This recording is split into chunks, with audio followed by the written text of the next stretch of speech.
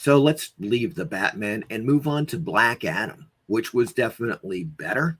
It's kind of like the later MCU, DCU movies. They're kind of retarded. The dialogue is bad. People just act like idiots. Plot holes up the butt. And of course, Black Adam appears to be, oh, I don't know, 80% CG. It's like watching a video game. Okay, that's all there is to it. That is what it is. That being said, there are some good aspects to it.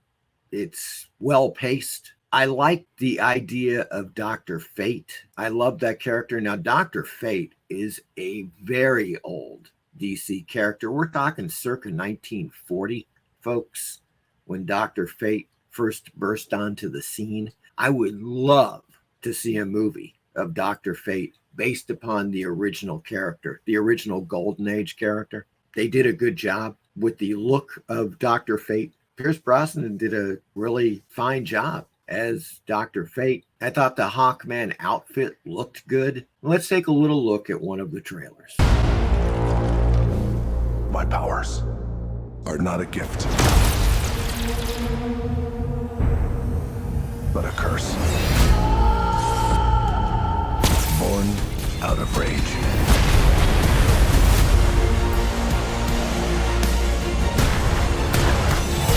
Black Adam.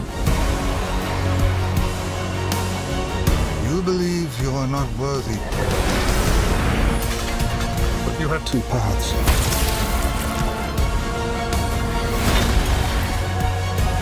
You can be the destroyer of this world. Or you can be its savior.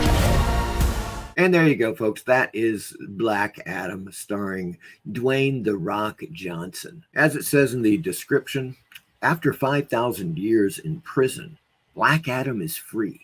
However, a team known as the Justice Society looks to return him to eternal captivity. Okay, next up we have Valentine the Dark Avenger from 2019. Now, this is an Indonesian superhero film, and it is new on Tubi as well. The budget was possibly $10 million. In other words, about 1/20th of the budgets of the Suicide Squad or the Batman or Black Adam. I watched it. I thought it was entertaining. It's a pretty solid superhero film. You know, I would recommend that you check it out based upon a comic book series I'm not familiar with. Basically well acted. I thought the effects looked pretty good. A cafe waitress who dreams of acting is recruited by men she believes to be filmmakers, but who transform her into a real masked anti-crime heroine. And here's a snippet of the trailer for you. Valentine is a superhero in the movie. What? Superhero? Look, I'm trying to make a movie. I need your help. I'm looking for a beautiful girl, young, good at martial arts. I think we just found her.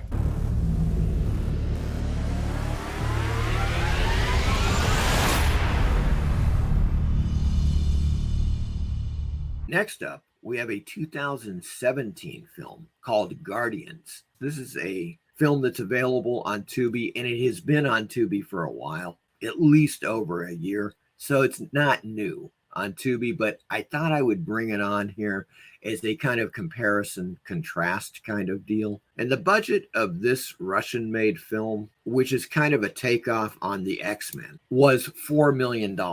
That's about 1/50th of the budget for Black Adam or Suicide Squad. Keep that in mind.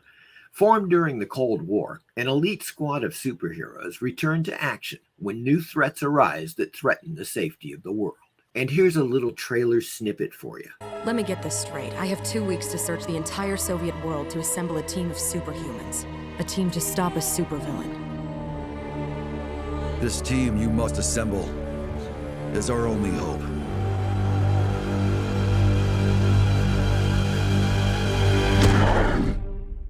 Perfect.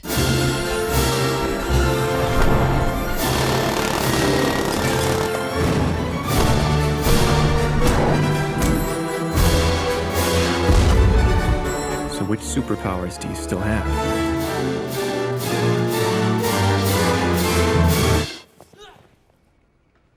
And then I also make great borscht.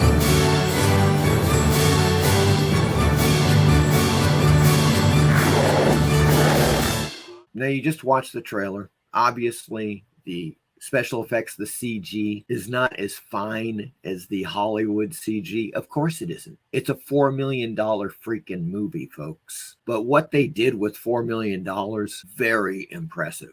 I've seen this film a couple of times. There's no woke-tard bullshit in this film, okay? That's another great thing. Love it. Much like Valentine, the Dark Avenger, Guardians is free of woke-tard BS being shoved down your throat. It's enjoyable, entertaining superhero film. It's on Tubi. You should check it out. Check out the dubbed version or the subtitled version. You might just get a kick out of it.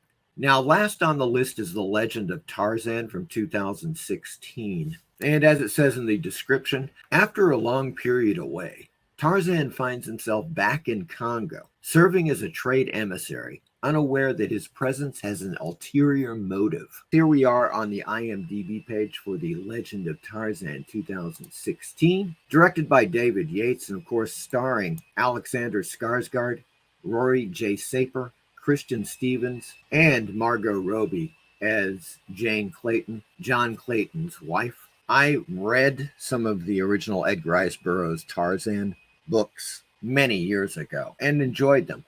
I didn't like them as well as John Carter of Mars, for example, which is my favorite Burroughs series. But I thought they were good. I just never was a huge Tarzan fan. I did get some of the original Marvel comic books. I bought some issues in the 70s, in the Bronze Age, when Marvel rebooted the Tarzan comic book series. I recall that reading in the books, in the Burroughs books, of course, Tarzan, or John Clayton, is a well-educated man.